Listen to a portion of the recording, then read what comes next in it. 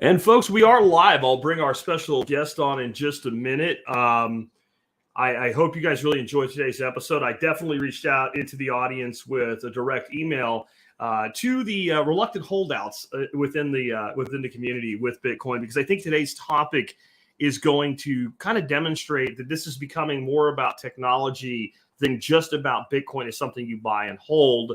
And is Bitcoin enabling the technology that kind of matches up with the segment I did last week on Thursday about the new Gulch is using technology to hide in plain sight and to build things in an uninterruptible, uncensorable way. My guest today is going to talk to us all about that. He's an awesome dude and a co-founder of Geyser, which is an app that is enabling cross-border, uncensorable crowdfunding. Just real quick before I bring him on, though, I want to let you guys know about our sponsor of the day today. Recently, I added John Bush as a sponsor, and he's got a really cool offer for you guys today in the realm of homesteading, which is a big topic here at the Survival Podcast and the Bitcoin Breakout. He's putting on an online seminar. That means you can attend without actually leaving your house. It's $57, and it is about budget homesteading. John and Rebecca Powers are going to be covering stuff like how to grow pounds of fresh organic food and eat year-round, whether you live on a tenth of an acre suburban homestead or even a cramped apartment, buying high-quality food your family loves at bargain prices at selected stores online and offline, where to shop, what to buy, tricks to use, and more. Strategically stocking and prepping enough food to feed you and your family during a blackout, a riot storm, you name it, eliminating debt, slashing expenses. Best part of all is if you get your ticket before this Friday, you also get two awesome bonuses: a workshop with Marjorie Wildcraft on how to grow half your food in your own backyard, and a workshop from Paul Wheaton on the SKIP program. Of course, Paul is also a sponsor, so many of you guys are familiar with him. With that, I want to go ahead and bring our special guest on. And I don't want to butcher your last name, Mick.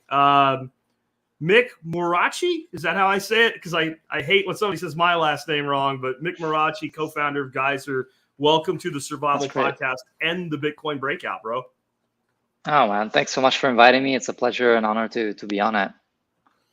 I honestly found out about you guys, and I think this is really interesting in where kind of layer 3 tech and apps are going, is it's less competition and more collaboration between different entities instead of everybody trying to like grab their own piece. I think everybody in this world has figured out like the more we do together, the more we build everything, the better for everyone, the rising tide in all boats. Because I was using the Breeze app as part of the Value for Value network for podcasting.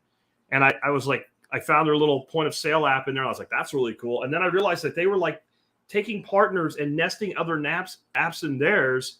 And I found Geyser. And I was like, oh, this is interesting, because for a very long time, I've been saying Bitcoin will eat everything. And I knew it would, but I didn't know how.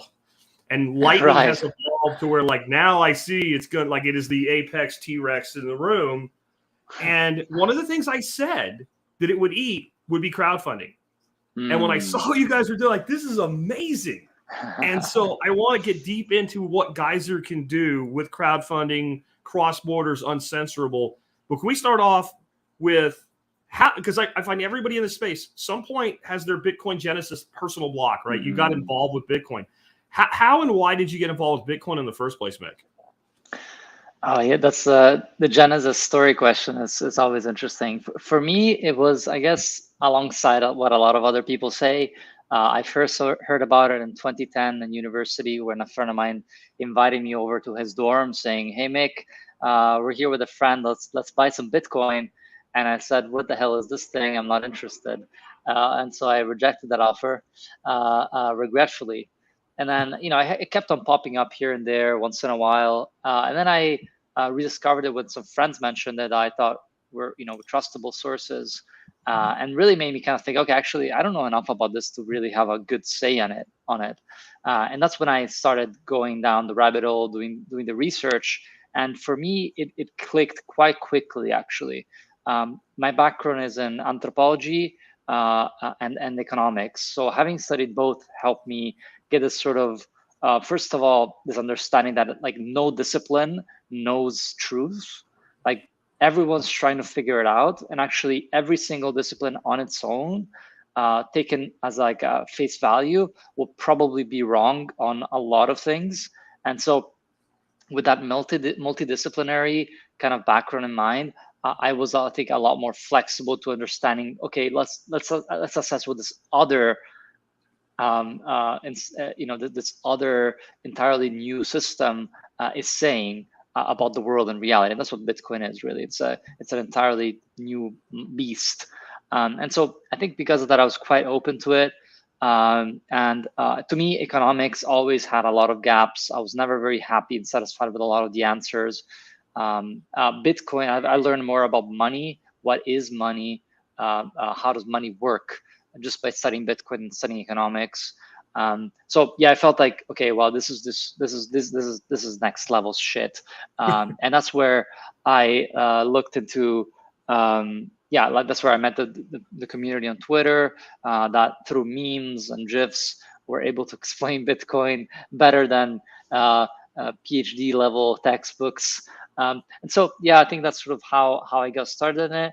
And then I was working in the realm of user experience design for like a good 5 years in the fintech space and also crypto. I then moved over to, and I was always like a Bitcoiner, but also like playing around with other cryptocurrencies as well. And even ended up working for an Ethereum kind of company, looking at what they were doing, which was a really good kind of startup experience. But also kind of realize, okay, this is actually not really for me. I think what Bitcoin is doing is so much more foundational.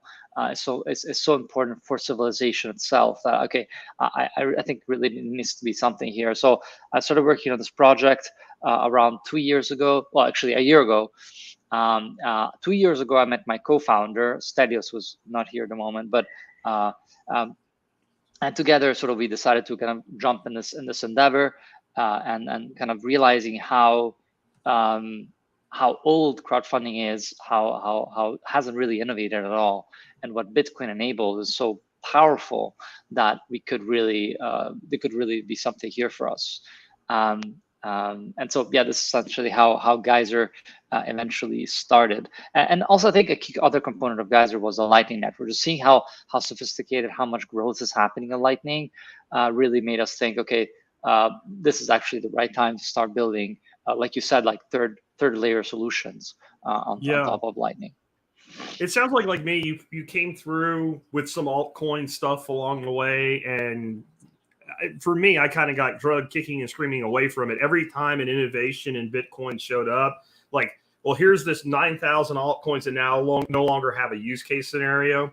And as Lightning matured over this last year, it pretty much killed everything with any use case whatsoever, in my opinion, other than maybe like the complete total ultra privacy coin for privacy transfer of wealth between individuals. And I think we're getting more and more privacy tools in Bitcoin. But do you feel that other cryptos at this point even matter? And what do you feel makes Bitcoin different from like what we call cryptocurrency? Because I think most people have kind of like tried to blur those two together. And I think that the Bitcoin space is emerging with, we're Bitcoin, we're not cryptocurrency, we're Bitcoin.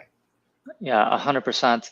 So I think you're absolutely right. We came out of a good, well, that's been like 10 years, right? But like the whole crypto kind of growth has existed, well, since the very, very beginning. But it has, like, if you look at the number of coins being created every year, it's kind of been a little bit like an exponential curve. But actually this year, 2021, was it 2021, had the same number of cryptocurrencies being created as 2020. Or actually, it was just slightly higher. But so what you're seeing is now is like this sort of plateauing of, okay, we've like the kind of, I think there's a realization happening. But in terms of the, I think a lot of that growth is probably just a sign of the fact that if you look at what Bitcoin is an open system, it's an open protocol. And so it's super easy to just take that and copy paste that and maybe change some design decision of Bitcoin and try to like maybe apply those different parameters or criteria to a different use case. The problem is that what we're solving here for is the use case of money. And the money is something that has to be incredibly simple. I think I've heard it once described as like a sphere. Like money has to be a sphere because it can be reutilized in so many different ways. Versus imagine playing football or soccer with a square. That's not going to work very well. So like you get out. So that's why if you think about spheres and balls are used in so many different sports because they're so usable. They're so usable in so many different contexts and scenarios, right? And nobody plays a game with a square, and right. And so money has to be something incredibly simple, verifiable, transparent, and predictable. And so what a lot of these other cryptos try to do is that they try to win on other features like complexity, when actually what you end up doing there is actually end up in a race to make it ever more complex to find that use case that never comes.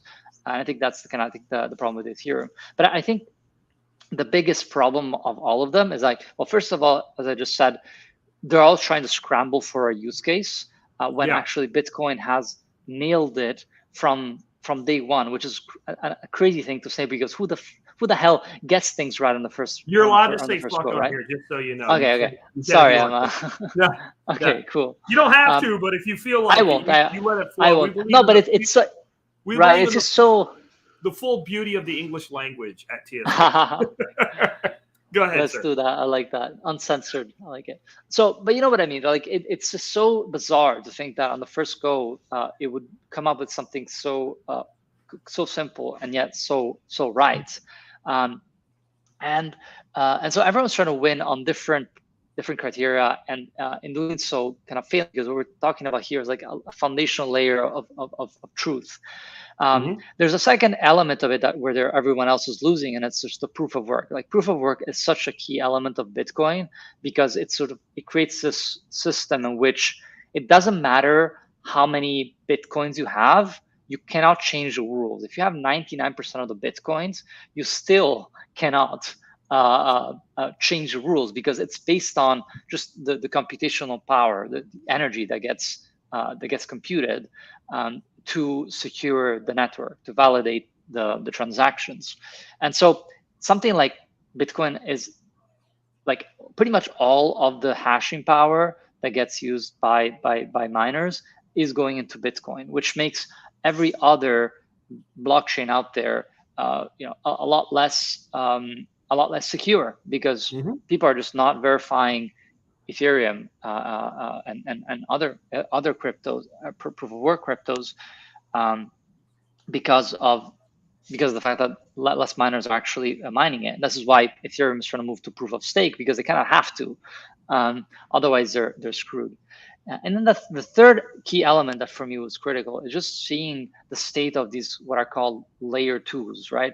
So like going back a few years, I think with the block wars of 2017, when the Bitcoin blockchain split into two with Bitcoin Core and Bitcoin Cash, or Bcash, due to the fact that people wanted to make more transactions, and so they wanted to double the block size, right? So the whole learning there was just the fact that you don't want to be moving the goalpost every few years just because you need a little bit more space in the block size. The key learning there is that the blockchains don't really scale. Like the blockchain is just this truth system, this truth machine that just essentially is used as a sort of very basic settlement layer. And what you need to make this into a scalable system that can be used not just 2 times by factor of 2, by a factor of millions, is the secondary layer solution. And if you look at what Bitcoin is doing with Lightning, it's at a completely different degree of complexity and robustness than what's being done in other chains. So if you look at what's happening with Bitcoin layer 2 Lightning, it's a system that is interoperable with all these players. So there are at least three key builders' executions of the Lightning Network, like LND, C Lightning, Eclair, and they all speak to each other. If you look at Ethereum, you have all these L2, layer 2 solutions that don't speak to each other. So it's like these are like closed systems. Not only that, but Ethereum layer 2s have their own tokens. So essentially, they are blockchains on top of blockchains. So you're not building a robust system that can scale. So what you're getting actually is a layer 2 that ends up with high number of transactions, and therefore costly transactions, slow transactions. It's not scalable. So what you have with Bitcoin and with Lightning is a very, very robust system to create these this what's called a transactional layer. Like Bitcoin and the blockchain is a sort of truth settlement layer, and that is very slow, but is reliable. And then on top of that is where you build these systems that are transactional for like your everyday actual payments payment and network is not the base layer; it's a layer on top of it. Which, to me, Exactly. if you think about it, in any other monetary instrument, we've never expected the monetary instrument to be the only payments network. So even if you look at fiat and cash, like it can be its own network because I can meet you and you could say you want a coffee from my store and you give me a $5 bill and I give you 50 cents back, right? And that, in a way, that's a monetary network. But Absolutely. to make fiat really move, they created like the legacy payments network, like the 1950s Visa MasterCard payment network. And they're not the same thing. One is a layer on top of the other, right? When we look at Bitcoin, the beauty with Bitcoin is it's programmable money. And we want people to be able to take risks, to innovate, to do new things. Sometimes those new things won't work. So by having a layered approach, you can do something really radical. And if it doesn't work, Bitcoin doesn't care. And somebody else can build a technology that will work. And it preserves and protects the immutability of the base layer of the network, which is Bitcoin. And if you look at something like Bitcoin Cash, which basically that's like securing your lock hash with the Cheeto today with the freaking hash power it has. If it ever did the amount of transactions it touts itself as being able to be, you'd have to buy a new 2 terabyte freaking hard drive every month for eternity to be able to continue to run your own node. Where with Bitcoin, it's scaled, it's done exactly what it's supposed to do. And just as if I went to a bar, like I'm going to a Bitcoin meetup tonight, we're going to go to a bar. I'm going to open a tab and I'm going to close it at the end of the night. I'm not going to pay for every single individual transaction. There's going to be a security mechanism, which is going to be my fold card that I'm going to earn sats on, right? And that's going to be to the bartender that I've never met before. He doesn't know me. He doesn't know I'm going to pay my bill. I'm going to open a channel, and then at the end of the night, I'm going to close the channel. And if you start thinking about it that way, Lightning makes perfect sense. And then you move on. Like, we're not going to get into this because it's not really your world so much, I don't think anyway. But, Lightning can use Bitcoin to move dollars across the world in seconds. Like, once you get there, then it all starts to really gel into, like, these other currencies, if they're even, you call them currencies, they're like tokens for partial ownership in a technology. It's more, I don't like to use legalistic words, but they're unregistered securities. That's what they are. And Bitcoin is its own kind of thing with its own immaculate conception. Absolutely. And I think the key test of that is, can you shut them down? And I'd be curious to see. I think a lot of the companies, cryptos out there that declare themselves to be decentralized are, as they say, dinos, decentralized and name only. If you really would go there, what would happen if the government was to say, okay, shut down the Ethereum Foundation, shut down the Solana Foundation, right? If you have a CEO, you're not decentralized. If a small number of people can change everything about your project because they decided to, you're not decentralized, right? So I do think some of the forks maybe, they're not as good. They're not going to make it, but they're not Ethereums or Cosmoses or whatever, right? They're not a company, but any company can be. I'm not saying it will, but it can be. If there's a building with a name on it and you exist here, right, then we can shut you down. Ethereum could shut down any token built on Ethereum. The Ethereum Foundation could just decide they don't like it and turn it off. Like, we know that. Yeah, absolutely. And to kind of echo, I think something that's super really important is just the fact that if you look, you have to kind of look at what exists today, right? And if you look at the current financial system, and Nick Bhatia, who wrote Layered Money, explained this incredibly well. But it's very much a type of tiered kind of cake, kind of layered approach, Hmm. where if you look at Fedwire, which is like the layer zero of the current system, where the Fed essentially gives out money, lends out money to private banks. That's called Fedwire, and it actually has a similar latency to Bitcoin. So it sends out a payment every roughly 10 minutes. So Interesting. that's the type of thing that's like really like big transaction, big bulk transactions that don't need to have speed. They just need to have reliability. And then on top of that, you have like banking settlement layers. And then on top of that, you have what we use today, which is just kind of credit card payments. So, Hmm. but it is a tiered approach that has different kind of give and takes and requirements. And I really love how you put it that Bitcoin, you can build all these layers on top of it, and maybe the others, maybe there are experiments that they can fail, but Bitcoin will be this sort of reliable rock, this reliable foundation that you can to start with just put your savings in. But I think Lightning is proving itself to be like every day more and more reliable. There's still, I believe, 5% of transactions that are failing, especially those that are like higher order, like higher amounts payments, just because the network is still not massive. But as we begin to see more bigger players starting to provide liquidity, a lot of these are going to go away. We're still so early, but I think as soon as you have banks starting to run their nodes, and maybe we'll begin to see. This is sort of my personal theory. Is I think we'll start seeing more, whether they're new Bitcoin banks or the traditional banking companies starting to say, okay, you know what, Bitcoin actually is a viable tool for global settlements and global payments. So we're going to start running a node and start creating channels and put in a lot of Bitcoin as liquidity and charge just the routing fees. Which are much lower than the legacy payment networks, where Oh what yeah, Jack Mallers calls the boomer network, right? Like he's like, right. check you boomers out, 3%, Yeah, right? Like, and it's like basically a bunch of phone calls instead of like this instantaneous settlement.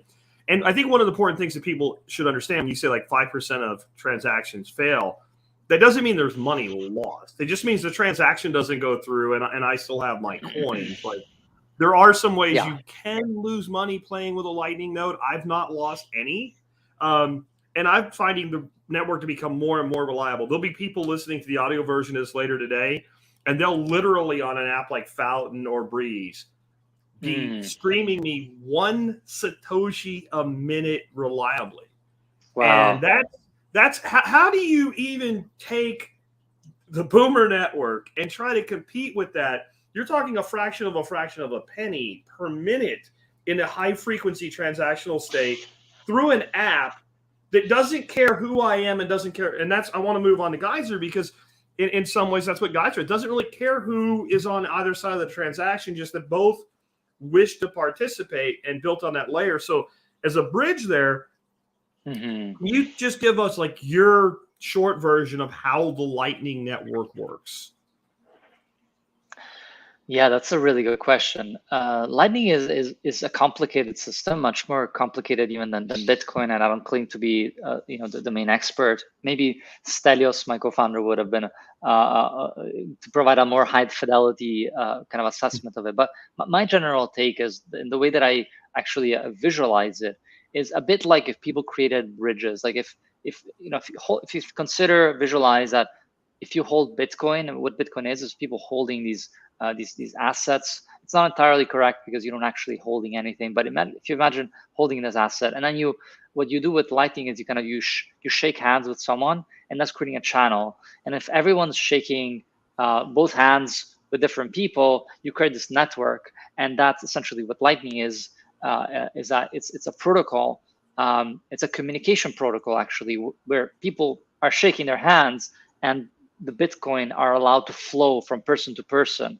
in a way that you don't actually need to do that in a permission type of way. People just the Bitcoin just kind of flow from person to person, and that's essentially using a smart contract that locks in Bitcoin between two parties. So what you actually are transacting are are actual Bitcoin that you can redeem, and so there is no IOU, there is no like trust involved. It's an incredibly powerful system that it's just a very smart tool. Like, Bitcoin is an incredible burst of genius.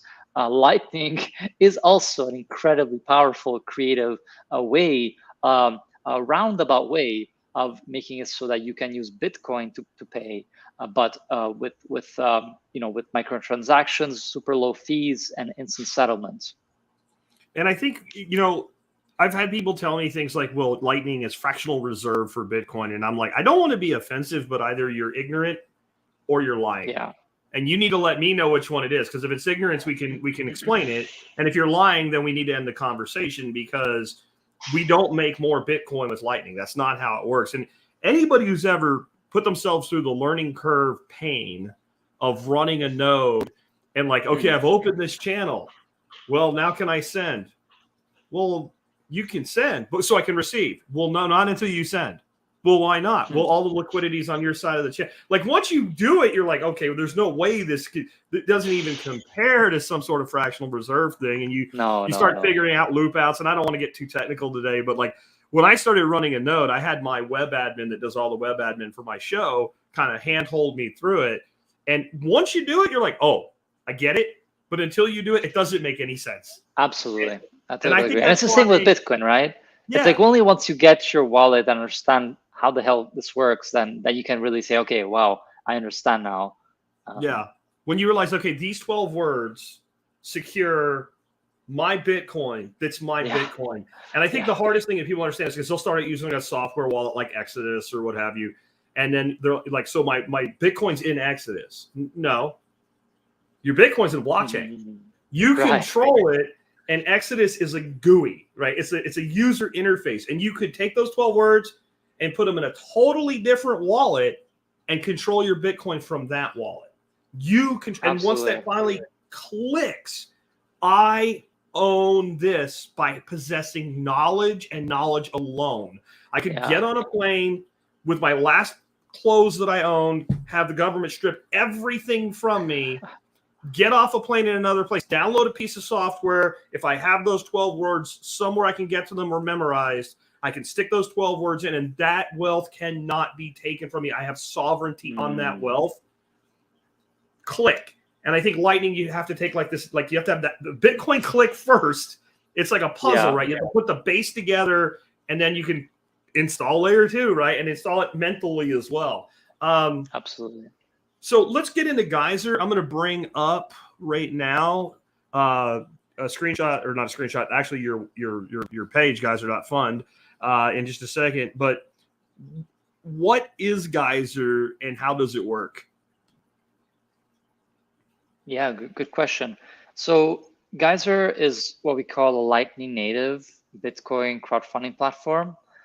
And I guess to kind of make that point a bit clear, Geyser is essentially a platform that allows anyone, anywhere, to fund projects that are related to Bitcoin. So at the moment, Geyser is still in a pilot phase, so you are not yet able to create a campaign. We have to sort of do that for you initially, but we're currently building a creation flow so that anyone will be able to use Geyser in a permissionless sort of way. And what you see here are all Bitcoin related initiatives. So we want to, anyone will be able to create crowdfunding campaigns, no matter your beliefs. We still are very much about freedom of speech, and if you want to raise campaigns for anything, we'll be open to that. But we will always keep the Geyser front page to be focused on Bitcoin initiatives. So what you see here are Bitcoin education projects, people doing car racing, doing movies and documentaries, orange pilling people in different parts of the world. Even have an anonymous as a metallic music, heavy metal music focused on Bitcoin.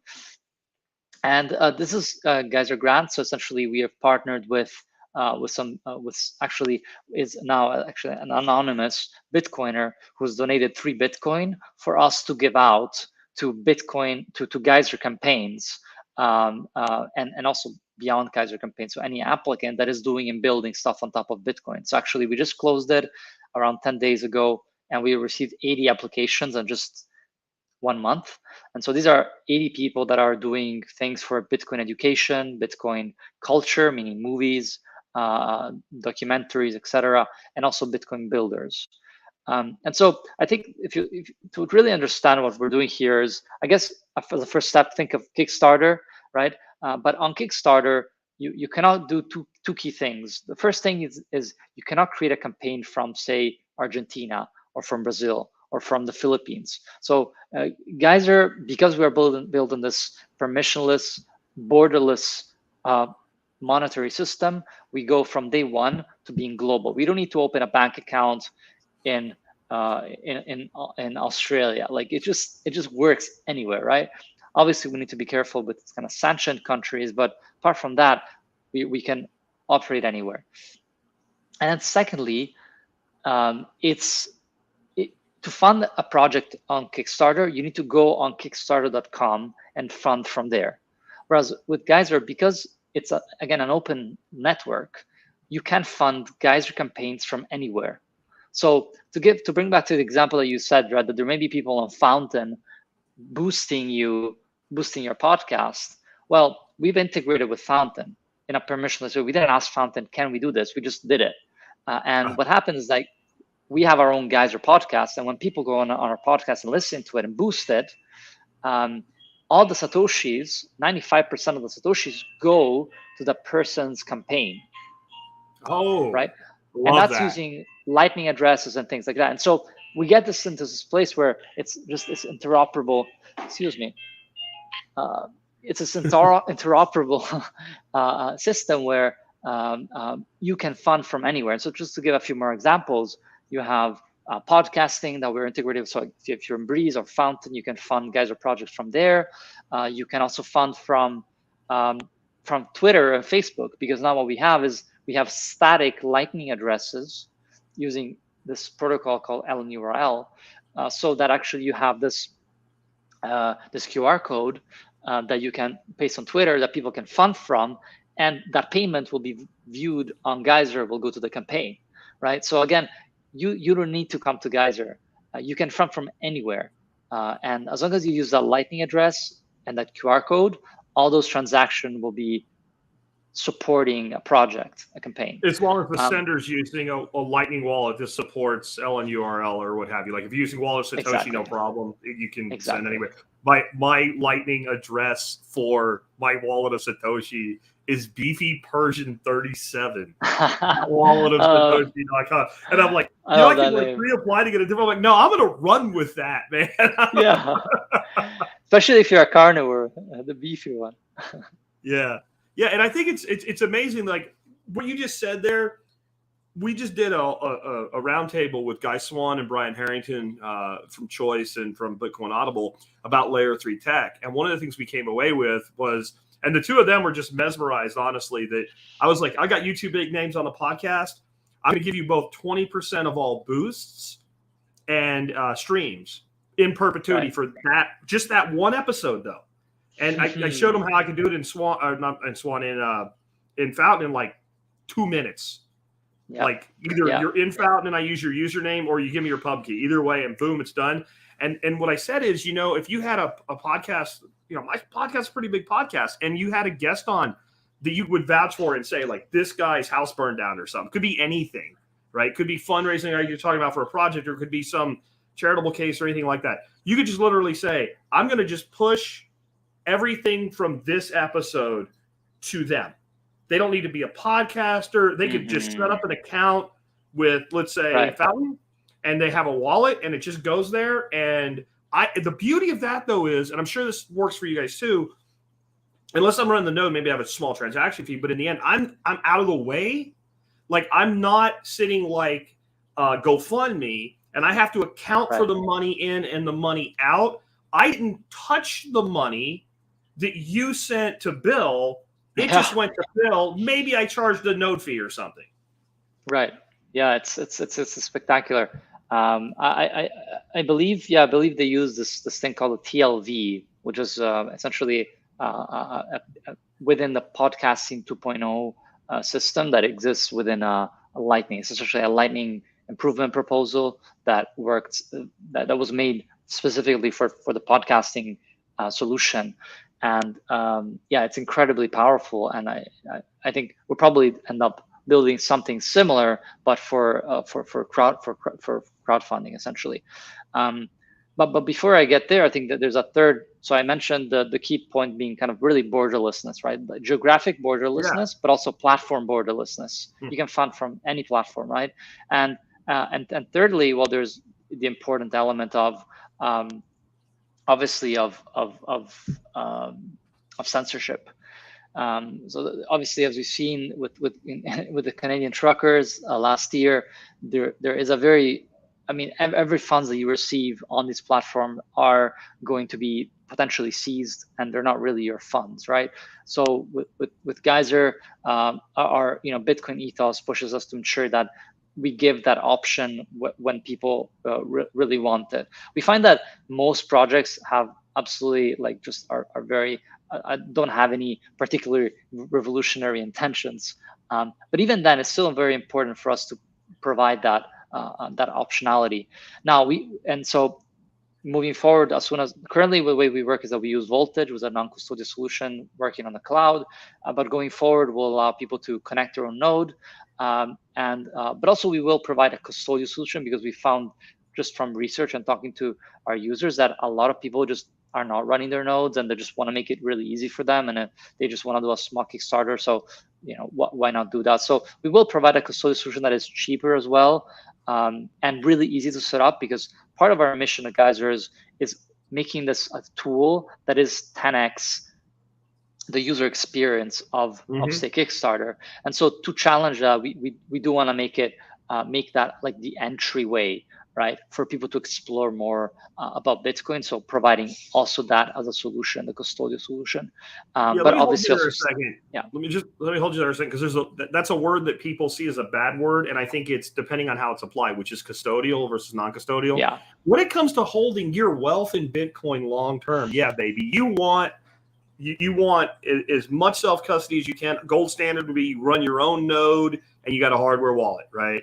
But at least you want to be in a non-custodial wallet situation. Right. When it comes to certain other things, though, like running something on a platform, if somebody would say to me, are you holding your Bitcoin in Lightning form in a non-custodial way? I would say yes, because I'm running my own node, but no, because there's always $100 or so in Wallet of Satoshi, because I use it to loop my equity around in a circle by opening a channel with them. And because at any given time, there'll be 10,000 to 100,000 sats in Fountain until I extract it. So if you're doing fundraising, having that fundraising in that situation, because you don't want to run a node, like a lot of your people right now, they are Bitcoin projects. So it's probably not something that's that challenging for them. But as you expand and somebody's like saying, I want to put in a greenhouse in an urban center and provide jobs for veterans. Like that person might not have, they might understand Bitcoin. They might know how to convert it to dollars. They might know how to pay bills with it. But that person probably shouldn't expend resources trying to balance liquidity to receive donations. That doesn't even make sense. Yeah, absolutely. Absolutely. And part of that reason is that we just, like, the technology isn't there yet. Yeah. Unless you're running your node, there isn't at the moment a viable, cheap solution for creating non-custodial wallets for every user on a platform. The closest thing you can get is what Voltage provides, which is a great solution, but it is still a little bit expensive. So if you want to create a project and you only get like $10, you might have to pay the $10 to run that node for you. And I you just run don't a Voltage need to node create, because it was like I thought Voltage was a great way to learn, so I run one. It costs me about $12 a month. So if I'm not doing at least $12 in business, I'm paying to do my thing, right? And Right. I think and I did it because it was like I have a start 9 node and I've got a voltage node, and it's letting me learn. So to me, I'm like paying tuition. But if I'm trying to run a going concern, I'm trying to get something off the ground. I don't have the time, and it doesn't make the financial sense. The other thing with the custody thing is, I think that the fact that you can do a thing often means that you won't have to. So if an entity knows that I can take custody at any time and teleport it across the world, then I'm less likely to be attacked. It's like, I've got a nuclear button. I prefer not to use it. I would like to work with you. I would like to do as much as I can to comply with what I think is reasonable. But if you force me, all I have to do is withdraw. And I can withdraw out of my own node on Lightning, or I can withdraw back on chain. And then I can manage my funds from there. So I don't think this is a problem. I think that what you're describing is a solution for a lot of people that otherwise wouldn't participate, right? Yeah, exactly. But yeah, we're paying very close attention, and as soon as more non-custodial, like easy to use tools come about, which I think they will very soon, we'll definitely jump on board as well. I'm interested as to how you think that might work, because I can't get my head around a cheap, easy. Like if I set up a Bitcoin wallet, I don't really have to do anything. Yeah, so right? It wouldn't be like the full thing, right? It wouldn't be like like voltage, which is actually going all the way as far out in this at the end of the spectrum in terms of making every user into giving them a node to set up, right? So you'd have actually something a little bit more nuanced, where maybe there is still a platform that provides a wallet, but your wallet. So your wallet will be a non-custodial wallet on their node. So they're still running the node, but they don't have ownership of the funds. So what you have now on Fountain is literally you're just an entry in a database, right? They're totally custodial. They can take your money if they wanted to. Of course they won't do that, but right. But this alternative would be essentially a bit like that. But they would need, this is some sort of like multi-sig type of thing going on, where you need to provide a signature for those funds to be moved around, or maybe to be taken off the node, but like it would have to be able to move, because that is how the liquidity pool is formed, right? But so maybe it could be bounced around the channel but not leave the node, something like that. I mean, would you say, like, compared to web hosting, you've got shared hosting, and then you've got, like, I run a dedicated server for my show, and in the between there's something like virtual private server, where like you're on a shared server but you're partitioned from everybody else. Like, would that be a decent analogy? Yeah, you're definitely partitioned, but I think there's something else going on at the encryption level, where you say, I think one key is stored in your on your mobile device or something, or in your app, or in user app. So that's the only thing that the company has, and then they give you the second key that essentially is your password or whatever that you use to sign transactions. Again, I'm not sure about it yet. It's still being built. I know a few companies are working on it, but we'll see when it comes out. But I think there's something probably a little bit more more like encryption based.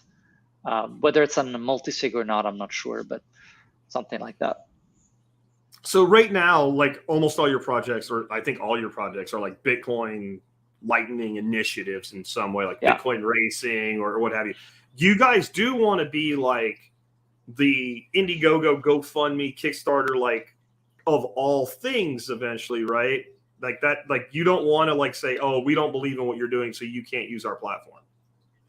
Yeah, we want to try to be as open as possible, and I think that's sort of how we win, right? We don't just we don't censor, like we want to kind of get out of the way, like as long as people don't like do projects that are harmful, abusive, in which case we will, due to regulations, have to push them down. At the end of the day, we are a company. If you want to run your Ethereum, would be if somebody wanted a Kickstarter for a child porn movie, no, you can't do that, right? Like exactly, yeah. And so Geyser really becomes a platform for people for anyone to start their projects in an initiative. again, kind of talking about the censorship level, there's two key things when you think about censorship, right? The first thing is the money, and the second is the data, the deplatforming, right? So if you look at the first one, Bitcoin has already enabled censorship-resistant crowdfunding. We think Lightning will be the main layer on which most of our economy will operate. So we want to focus on Lightning. It's just that, so currently we're focusing on custody, but we know that non-custodial solutions are coming to Lightning. So I think the money piece of censorship resistance is being covered, or is about to be covered pretty much. So essentially we become a platform for enabling essentially to do crowdfunding that cannot be, where funds cannot be freezed, and that's incredibly powerful. Yes, but then there's still the problem of the data of the project, right? And here what I mean is you create a project, and then the government comes to us and say, shut this project down. Well, we'll be able to say we cannot freeze the funds because we don't own them, but we still have to shut them down. So how do you prevent that? Well, the key answer to that is you can't really prevent it, because we are a company, we are liable, and therefore we can't really do much about it. But what we can do is work on a protocol layer, right? So there's these two things. There's platforms and there are protocols. Platforms are profit-centered. They are also very easy to shut down. They're single points of failures. But then protocols are non-profit oriented, and they are open. They're standards that anyone can use and operate. And what we've been seeing in the last few years is that there's a plethora of distributed database systems, these protocols that essentially organize data in a way that is not centralized, that are incredibly powerful. So we've seen a few with Nostra. Nostr has come out, has emerged recently as a very powerful tool. There's IPFS. There are these other ones called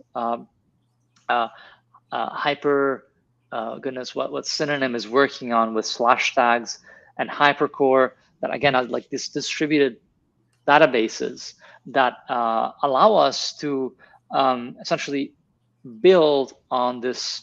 I guess how we can visualize it is a bit like the mycelium running underground, where you can tap into what other people's databases are. So imagine if you're sending a tweet and you could read it from Facebook. That's a type of thing that you could enable through a distributed database. It's just interoperable data. Bitcoin is interoperable money, but the protocol layer in the distributed data sense enables distributed information. And so what that would allow us to do is say, again, the government comes to us and say, hey, we don't like this project about, I don't know, like, these protests, right? Yeah. We'll say, okay, we'll shut it down because we kind of have to. But you're just kind of shoving it off on a product. It's still there. It's just not visible on your. It's just not visible on Geyser. So anyone else, any other platform based anywhere else, could pull the data, all of the data, and visualize. So you get this game of guacamole where you're trying to shut it down and it keeps on popping up everywhere. And I think this is where you wanna get to. I think our weakness right now is these little boxes. And for those that are on the audio, I'm holding up my phone, right? Like this is because we run an app, and we saw the big takedown of Parler by big media during the election, and a coordinated attack where AWS pulled their hosting, and Google and Apple shut down their apps, and then they were dead. And it took them like 2 months to come back, and they just never got the momentum back. It's a very dangerous thing in social media.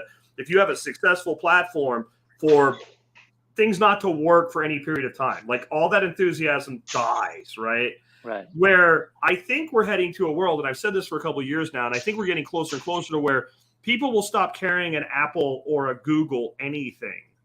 They're going to carry a small communication personal computer, which is what this is, without these overlords controlling it. And Then you have like the open source app market, and then we're down to that again, like that protocol layer where somebody that was really smart could just say, oh, they got deplatformed, I'm going to create an app that will just regenerate them, like squishing like if you ever were a kid, you squish an ant and you're sure you killed it, and the ant's just like, and it just starts going again, like a Terminator, right? Like you can destroy it, but it's still there. And if that person receiving the funds is receiving to their own node, you pushing them on the platform is an inconvenience, but it's not seizing their funds. Those funds are gone. Bill and Debbie and Tommy already sent those Satoshis. They're gone. You got to go deal with that person who's probably in another jurisdiction, if you know who they are. Yeah, and this is where you want to be, right? You want to live in a system that is anti-fragile. And I think Nassim Taleb, now an outcast in the Bitcoin space, he did it to himself. He wrote the beautiful analogy of the Hydra. Like the anti-fragility is this idea that the more you fall, the stronger you get. Well, the Hydra is this thing. Like you chop off the head of a Hydra, which has 3 heads. Every time you chop it off, 2 more sprout out, right? And you want the system of anti-fragility embedded in a system, because that way, that's how you get stronger. And so decentralization here becomes important based on how, essentially the more you're willing, the more you're wanting to chop heads off, the more heads are going to be sprouting. So you do want to get to this point where the legal system is this powerful system that's meant to be supporting us, like the Constitution, right? It's meant to actually support our rights. I'm saying this just because I had a conversation about this recently, but the Constitution protects our rights, right? But technology offers us a solution, an alternative legal structure that is really grounded on physics, that can allow us to live and abide by these principles of independence and self-sovereignty. And so this is our main toolkit to contrast against authoritarianism and tyranny all around the world. Gotcha, man. So it occurs to me that there are a lot of people out there like myself. I'm part of a pretty small Telegram group, and we're bouncing around ideas all the time. And some of us actually have some funding. We could certainly use more. And some of us have some pretty killer app ideas that we would like to develop. The problem is I would never go out and say, I need $25,000 to develop this app, because I don't know, right? I'm not a coder. I can't code. I know I can spec what I want and spec how I want it to work. Do you guys ever see yourselves as having sort of that kind of thing too, like a way that people can connect with, like this group or this person has developed apps in the past and their customers are happy, right? Or is that like something that could be maybe federated to somebody else takes on that role? Because I would totally use my reach, my minor celebrity, call it whatever you want, to push to develop something. But then I have to feel like the people that contribute those funds, they're going to get the thing that I promised. And right now, I could say it's going to cost 25 grand to do it. Maybe it's going to cost 100. Maybe it's going to cost 50. I have no way of pricing layer 3 app development. I don't have any idea, but I damn well know what I wanted to do, at least as a Gen 1 platform. So, what are your thoughts on that? Really good question. I guess to reframe the question is, how can this become a more general purpose crowdfunding / crowdsourcing tool, right? How does it become a place for people to come together as communities to get shit done, right? Yeah. And rather than, that's 100% spot on, and it's exactly the type of problems that we want to solve. So if you look at crowdfunding platforms today, like Kickstarter, Indiegogo, every single crowdfunding platform, what it is just a static page with maybe some transaction numbers, a number of people that have funded, and comments. That's pretty much it. And what we're playing with at Geyser at the moment is this idea that what if we just separated those two things out? So what you'd get is actually this high-level entity of the project, right? Which is I want to build this cool web system, right? And then separated from that are what we call posts. It's like you want to write an article about it, but then you have another idea and you want to write another article about it. Then maybe you have an update, and maybe you get featured in a podcast and you want to add your podcast, and maybe you want to shoot a video about that idea and you shoot a video. And every time you create content, you create potentially much more engagement. You create like these like powerful tools for people to, okay, wow, like I want to fund this idea just because there's a lot more content. But then you also can do more things. Like you can, integrate ways for people to communicate with each other. You can like you said, like maybe people have questions, maybe people want us to contribute in different ways, right? All of that, like essentially something that we're working on. Essentially making Geyser not into like a standard, like static pay platform for crowdfunding, but really a dynamic place where people can engage, write content, and try to crowdfund and crowdsource these ideas that can then become reality. Because a lot of it is, like you say, it's like communication. It's getting people together. It's not just the money. Like the money is like an outcome, but then people want to actually, even those that are funding, want to feel part of something. Yeah, and actually something else that we also have at the moment already are rewards. So you're not just funding just to donate, but you're funding to receive something back. Yeah, exactly. And that creates a lot more engagement, a lot more like reciprocity in the system. So, for example, I think if you fund the Bitcoin racing car, above a certain amount, you can go to the races yourself. You can get a T-shirt and jumper and all sorts of other perks, kind of thing. If you were doing a paid app, maybe your early adopters get lifetime access to the paid app for free or something like that. Like you could do it's the whole Kickstarter thing. Like the model itself is a brilliant model until you want to do something that they say you're not allowed to do. I want to build an accessory for a firearm, even though it's not a firearm, I can't do it, right? Like, right. Even if I can, here it is, I made one in my shop and I want to do this thing. I mean, I remember a guy years before all this stuff started, he made a real simple add-on rear sight for an SKS, which has a terrible sighting system, right? It popped on and all of a sudden you had like it wasn't an M1 Garand, but you had a sight picture like an M1 Garand, and those were like $50. And I'm like, today that would be a great product, and he could probably get a lot more traction with it in the firearms community, but none of these platforms would be available to him. There's nothing illegal about it. There's nothing immoral about it. It can't hurt anybody. A lead ball is just as dangerous as a sight. In fact, the lead ball is probably heavier, hurts you more.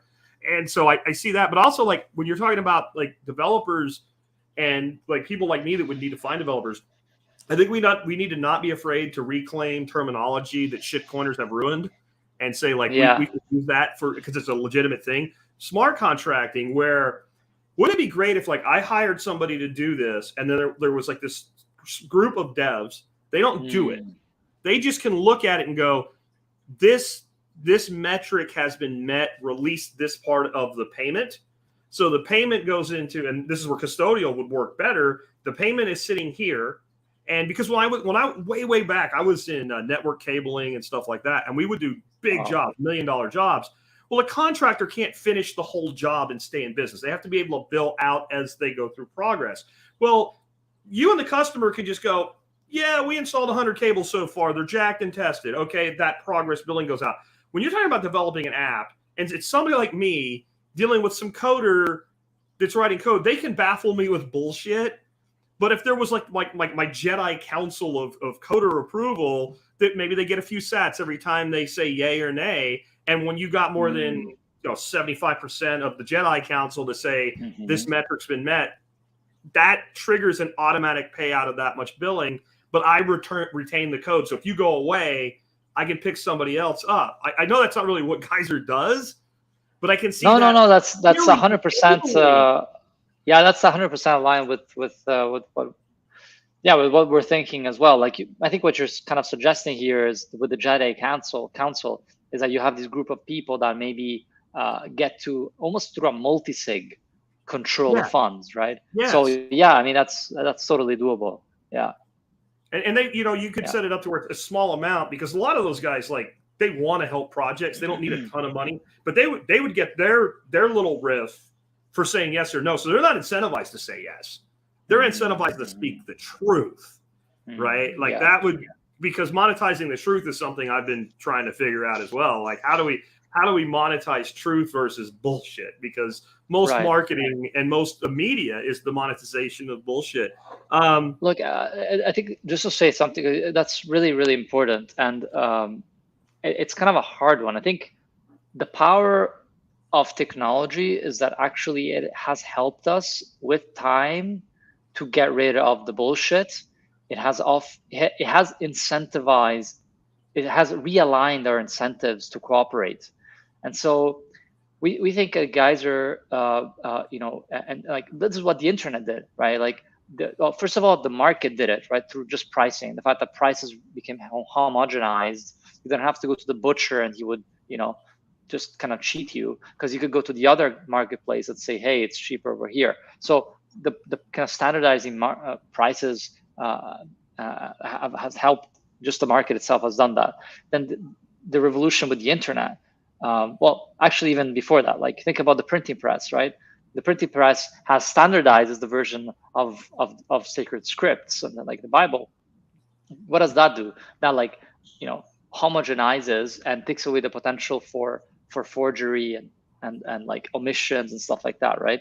And then the internet puts us all together in this similar place, and gets us to kind of collaborate on the same endeavors. And so and Bitcoin in a similar way, like, people say, like, what's the most powerful force, right? What is the most important thing to enable success? Well, it's reputation, especially in the context of the online ecosystem. So this is where on Geyser, and I think more is being built on this other protocol layer, but we can leverage reputation. So sure, you get paid, you could run away with the money, but what's in your interest? Like, is it really to run away with the money, or is it to actually build that thing that you wanted to do? And this is, so far we have had no, like, defaults. I think there was one person that had a trouble with the developer leaving the project, but he's still trying to get it done. And so Geyser, we don't want to, like, Kickstarter, the way that they solved it is, like, people have 1 month to make all that money. If they don't achieve the goal, the funds go back to the user, to the senders, right? And so they want to the way tackling it is, people get all the money, and then once they get the money, they actually implement that project much more effectively.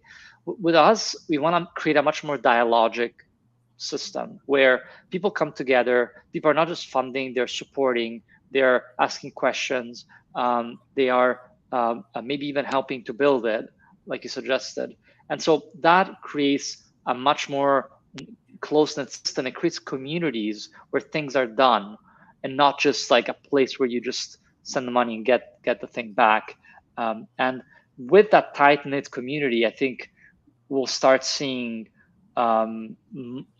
cooperation emerge, almost like as a consequence of that tight-knit community that is being created.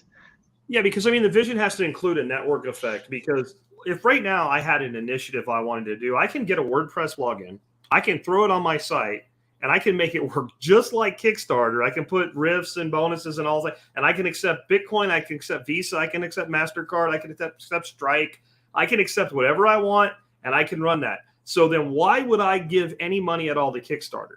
The reason I would do it is, one, I don't know how to do what I just said, but that can be solved with YouTube videos in a day if you really want to. If you already know WordPress, a day in YouTube, and you can do that. One of our expert council members, Nicole Sauce, did that for her coffee fundraising.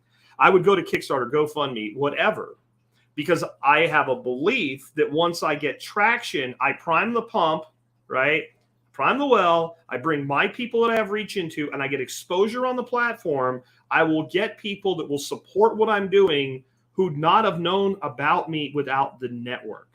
So the network has to grow to create that network effect. And the more interaction you can create between people on the network, whether they're donors, they're builders, they're coders, they're compliance enforcement, right? Like imagine an entity that does its own compliance enforcement. That would be that jet. I don't know if that's the right term for the lack of a better term. You're never wrong for echoing Star Wars, right? Like the Jedi Council of coders, like it ensures its own compliance, and the compliance isn't this is what we want you to do. It's you're doing what you said you would do. Like do what you say and say what you do. Like that's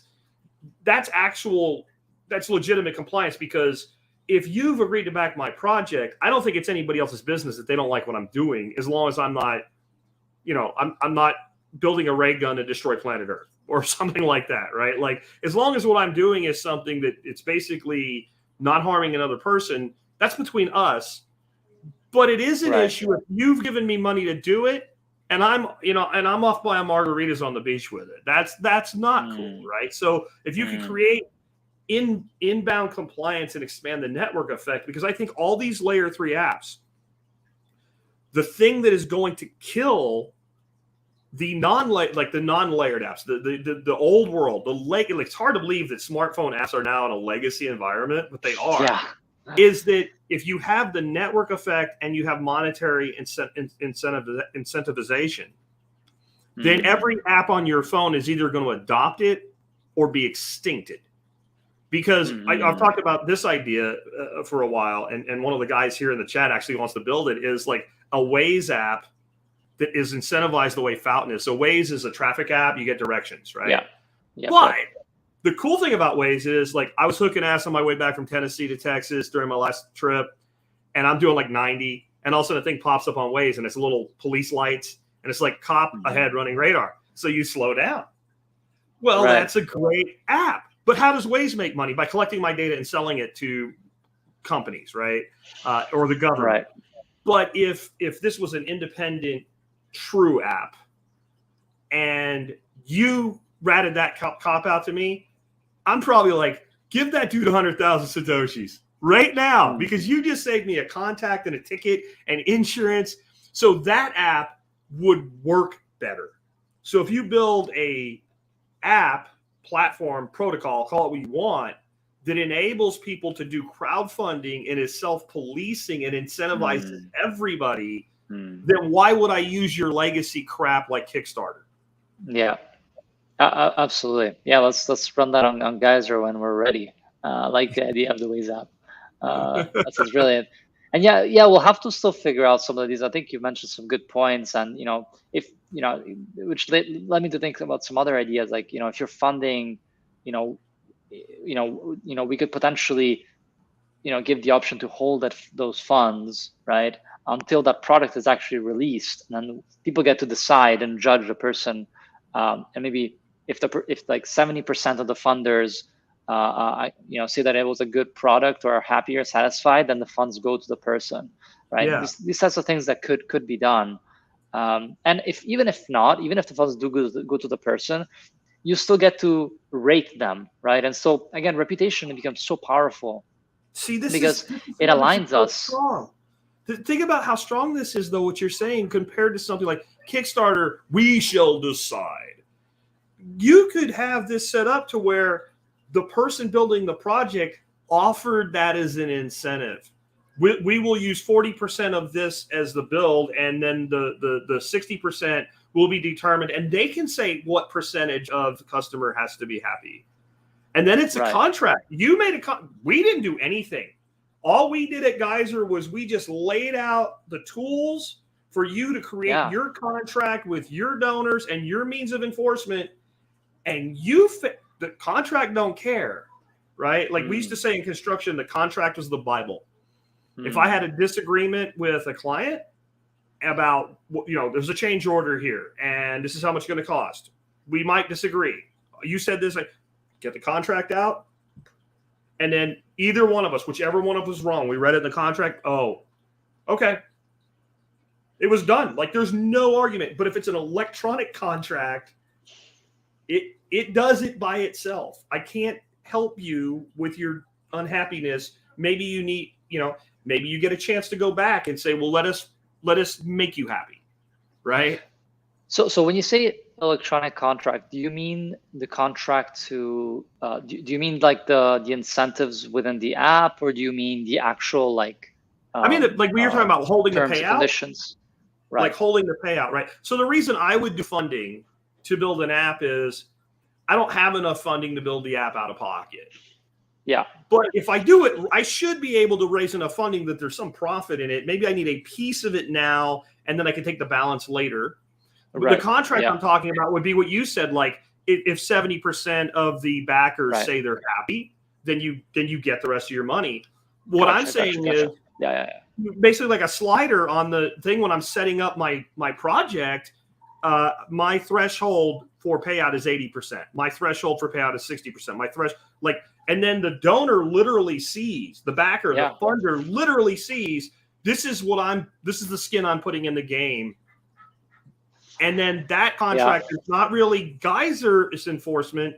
It's a sort of smart contract. It's on the fly smart contract that executes itself. Yeah. I think that's a great idea. We'd have to, I think there's definitely a lot of, we're still a little bit early for that. We need a Geyser campaign to develop that for Geyser. Let's do it. Because that's one thing I want to say something on behalf of all you guys building this stuff right now. There's a lot of people in our space that they try an app or something and maybe it doesn't work perfectly right away or whatever. Guys, all of these people I've talked to, back channel and on air, they're all small teams. They're working their freaking asses off, and they're not building a new widget. They're building something that never existed before. And so we can throw all these ideas at them. Don't expect them to like next week go, here you go.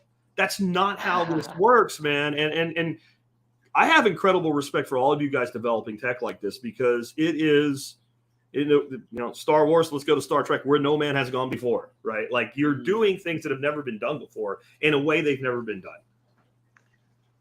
Absolutely. Look, conversations like these are so valuable because they elicit these different new ways of thinking about it. For me, actually, I have a different background. As I said before, I come from the anthropology and economics, so not tech related at all. But I did go, into studying, coding and programming for quite a bit, so that helped.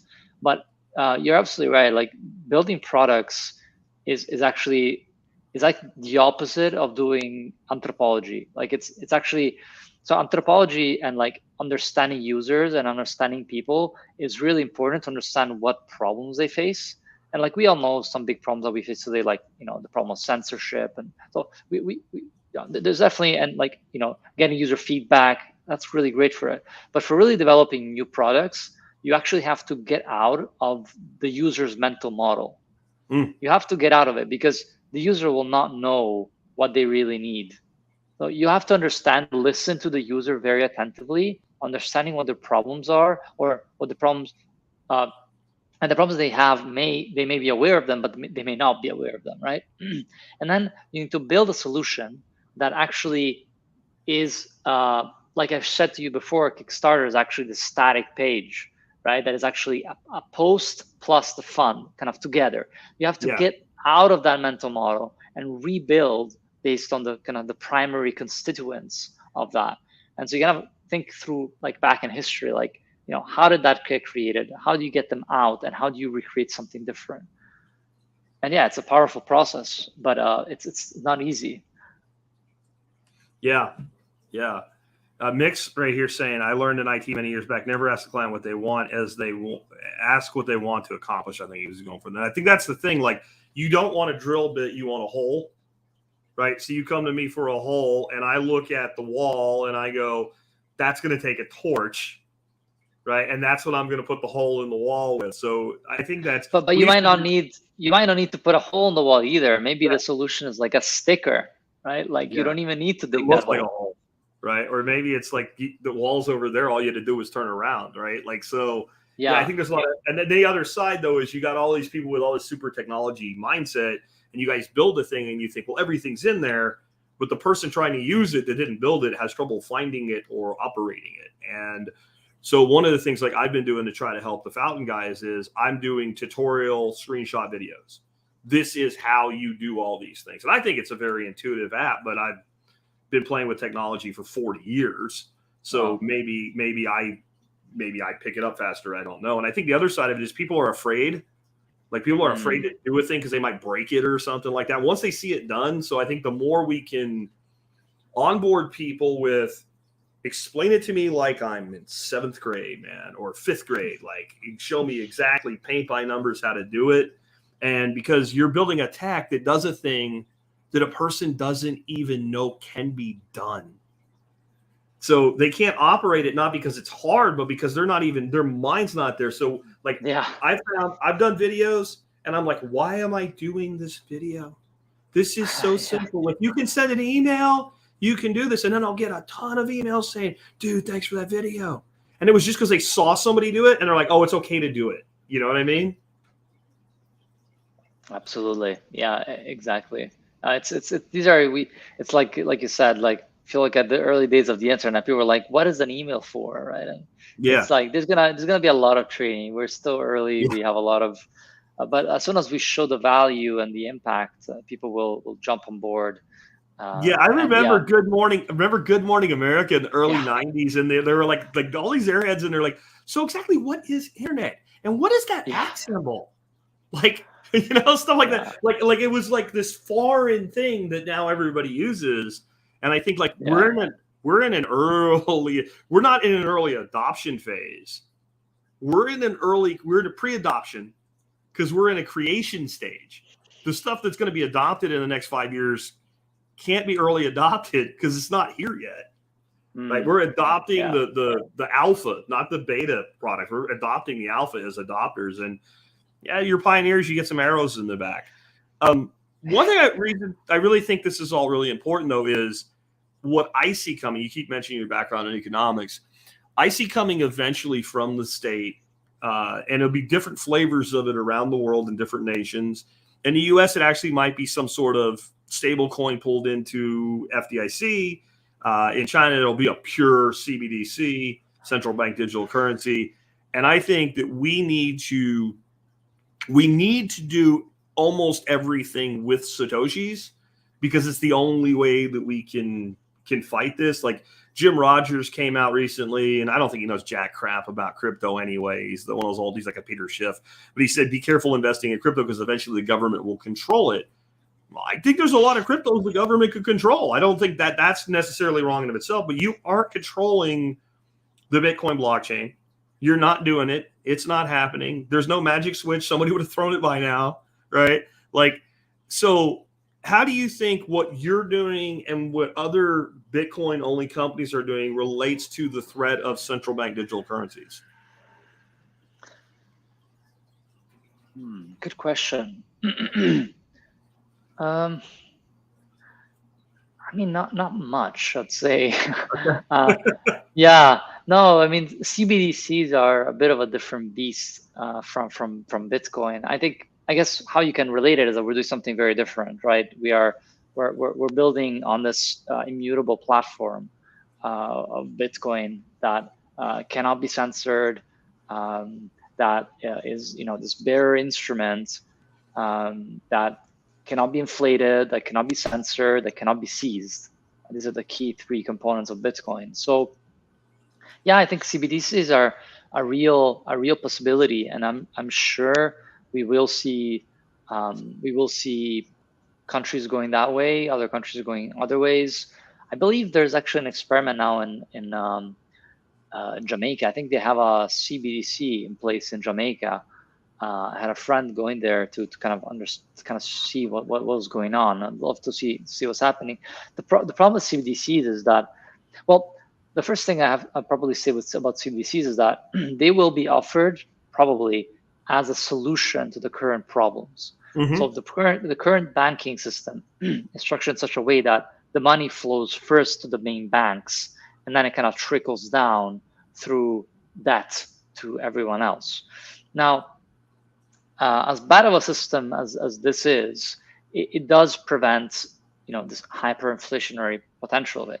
As soon as you create a CBDC, you're creating a line of credit that goes directly from the central bank to each individual user's wallets. And the potential there for misallocation of capital, of censorship, of of hyperinflationary bursts is gigantic. You just need to add another zero, and then boom. You just need to vote for the right person. You just need one politician that will promise you millions in your wallet, and boom, hyperinflation. So the dangers are enormous. And actually, there's a lot of people saying that actually CBDCs are unconstitutional, and I believe it. I think Karl Marx was the person who was saying that he would have liked in the Communist Manifesto to have governments own central bank money, right? And that was back in the day, the gold standard. Sure. So that's the world we live in today. But that's like to the power of so much more, because it's like essentially money that can be seized, money that can be inflated at will immediately, and money that can be censored. So it's the exact opposite of Bitcoin. I have another way of... The censorship's my biggest concern, because it could be censored not just in you can't have your money. It could be censored well, you make $1,000 a week, but you need to spend $300 of it on the kind of food we say you're allowed to buy. You need to spend $150 on your health care, and the individual space credit units, dollars, yen, won, whatever, can literally be earmarked with data in the it's not even really a blockchain, but we'll call it one because that's how people think. It says this dollar, this yen, this won, this whatever can only be spent on this classification of things, and the counterparty can't accept it with that basic data lock on it. And so to me, the reason I actually think this is related is if we can operate in a world outside of the dollar, then they can do whatever they want. Oh yeah, totally. Yeah. Right? You know what I mean? Like if I can build a business with backers using pure Satoshis and pay my bills to start my company with Satoshis and accept Satoshis as payment for my product, then go make all the CBDCs you want. Yeah, totally. Right? Yeah, and that's why there are a lot of Bitcoiners that are actually pro CBDC, because that's how you get to Bitcoin, right? You get people to realize how messed up the system is and how much they can be censored, and then that's when they realize the true potential of Bitcoin. Because to some extent, the current system, it's the red nuclear button that if you push it, then this is the result. And the longer you wait to push it, the worse the result gets. Like I've said for years, like I keep getting threatened by YouTube. I get strikes, I get suspended, whatever, but I don't get banned, right? And I'm like, if you banned all the big YouTubers that you say are bad, then we would actually be able to move people off YouTube.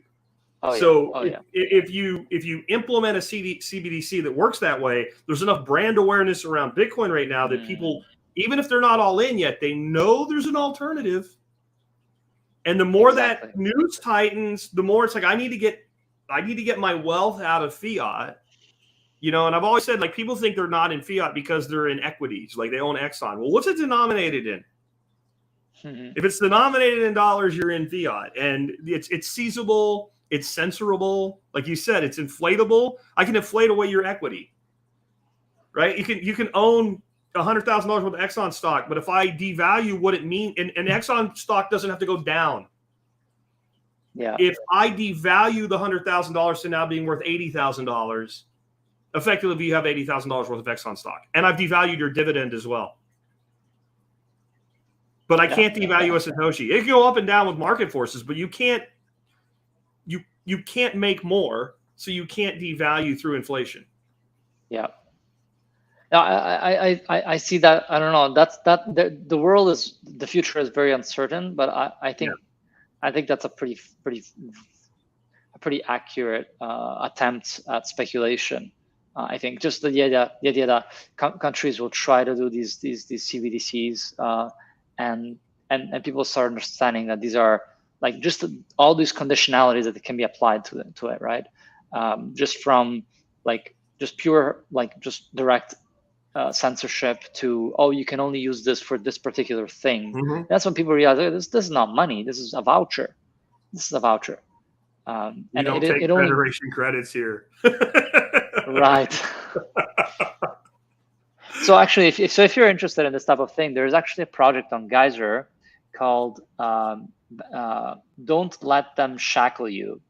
CBDCs, Don't Let Them Shackle You. And they're essentially doing a crowdfunding campaign that is focused on marketing the danger and potential evil of CBDCs. So they're going to launch in New York, Los Angeles, Miami, London, Davos, Washington, D.C., and they're going to be showing. Maybe I can drop the link here in the private chat. There you go. Yeah, perfect. And essentially, it's these guys that are passionate about this stuff. They've done a lot of research, and they know how dangerous CBDCs are, and how they're potentially authoritarian and anti-human rights, essentially plan and pro-censorship. And so they're just getting these funds to sponsor this marketing campaign. And I think they've partnered with a pretty big design and advertising agency. Oh, yeah, 10K advertising. And yeah, they've got these really slick posters, and just really to communicate the power of like the dangers of that. Wow, this is well done. Yeah, and it's just an awareness. So this has like you've reached your daily quota of meat. Like imagine being told that that's the type of thing that can be done, right? You can have more bugs, but you cannot have more meat, right? Exactly. You will eat the meat and you will be happy, or you will eat the bugs and you will be happy. Yeah. Introducing a trickle tax on 401k unrealized gains, no actions required on your part. Yeah, this is a terrifying world. I'm gonna back this one as soon as we're done. I'm gonna throw in some stats. Hell yeah. Yeah, absolutely. Because people do need to become aware, and we need to realize like how much power there is, and just there's a reason people that are like I used to be that worked at corporate America in marketing make lots of money, because marketing works, because marketing's powerful. It is. And yeah, people believe a thing is real when they see it in marketing collateral. It's really strange, but you can tell your brother about something over and over and over and over again, and he doesn't believe it. But if he sees it on a billboard or a race car, well, now I might not agree with it, but it exists because it was in this space. Yeah. And there's people that have worked very hard for 100 years to make it that way. And instead of fight it, let's grab it. Let's put the canoe in the stream and let's go with it, man. Let's own it. So tell people how they can learn more. And like, I think the way it works right now, from what you said, is if somebody wants to do an initiative, they kind of fill out a form, and you guys have to kind of set it up for them. And there probably is some limitations right now. The size of your team, like you probably don't want too many things running at once because you got to keep up with everything. But how do people back projects, set up projects, find out more? So backing project is super easy. Just go on Geyser, look at any projects you like, and you can just fund directly. You don't even need to log in. It's like you can fund anonymously.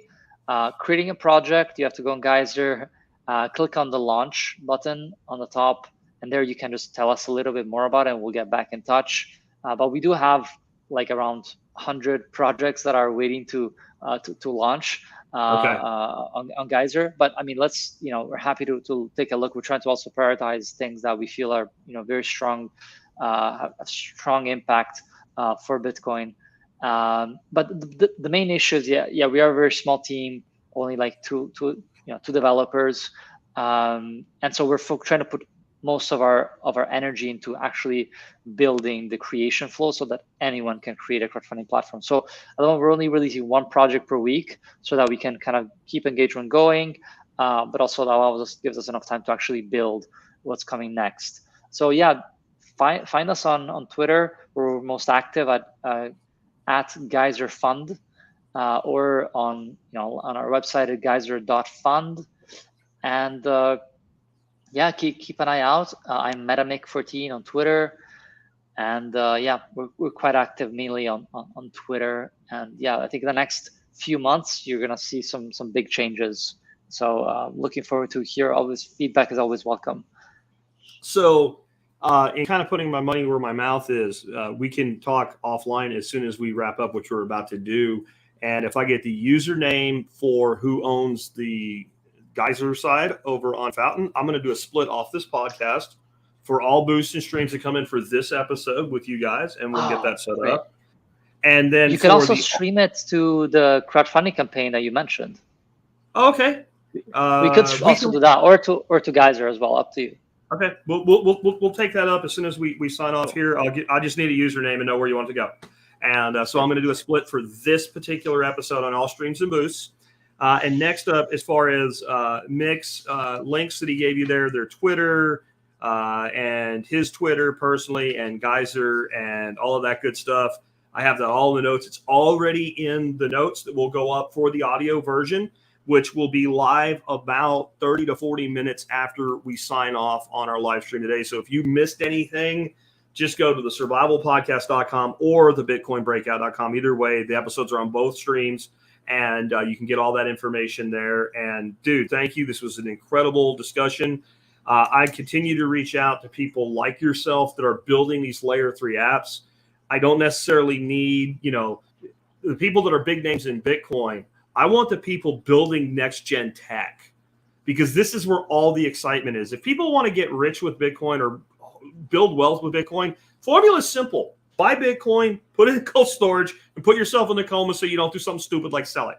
Like, that's DCAN and stack, right? But if you want to change the world, then this is the stuff that we need to be talking about, because there's been this big argument, means of exchange or store of value. You can't have a store of you can't have a means of exchange until it becomes a store of value. Because if it's not a store of value, what the hell is a means of exchange? You might as well use fiat, right? It just means whatever it's worth today. But if we build a true long-term store of value, then people think very carefully about how they spend every Satoshi. And what I've started to see is I've been building and working with things like you guys, Fountain, the Fold app, etc. I start to think differently. Like, if I'm going to buy this glass, well, how many Satoshis is that? Do I really want to spend this money on this thing, or do I want to invest it in myself, or do I want to invest it in a cause? So I think this is the future of Bitcoin, and it's, we kind of beat up on the alts a little bit, but I don't think it's something that they can compete with, because the only selling point that all of these forks of Bitcoin have ever had is it's faster and cheaper. Well, now it's not, and it's not able to do the things we're talking about. It's not able to stream 1 or 2 sats a minute to your favorite podcast, or it's not being able to pay 3 parties when an instantaneous split.